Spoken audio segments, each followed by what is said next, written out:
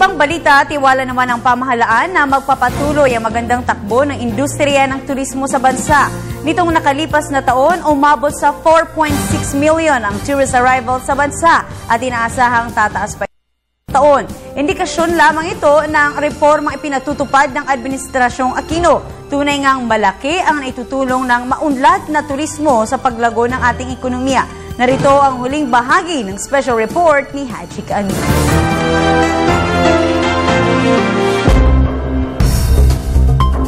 Sa nakalipas na halos 4 na taong panunungkulan ng Aquino Administration, isa sa naging sentro ng proyekto ay ang lalo pang pagpapalakas sa turismo.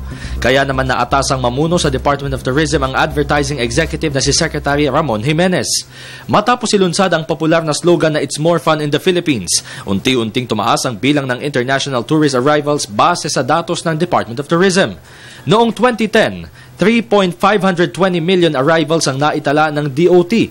Pero nang sumapit ang 2011, tumaas na sa 3.717 milyon ang bumisita sa bansa o 11.28% na paglago. Mas umunlad pa ang sektor ng turismo noong 2012 at 2013 dahil na rin sa mga proyekto at kampanya ng pamahalaan lamang ng infrastructure project sa strategic tourism clusters. Umabot sa mahigit 4.6 million tourist arrivals ang naitala nito lamang nakaraang taon. Sa kabila ng paglagong ito, patuloy na isinusulong ng pamahalaan ang mga programa para mas mapalakas pa ang turismo. Kapag malakas ang turismo, uunlad ang ekonomiya. Kapag maunlad ang ekonomiya, dadami ang magkakaroon ng trabaho at maaaring bumaba ang presyo ng mga pangunahing bilihin. Upang matamo ito, kinakailangan din ang partisipasyon ng local government units at ng mamamayan.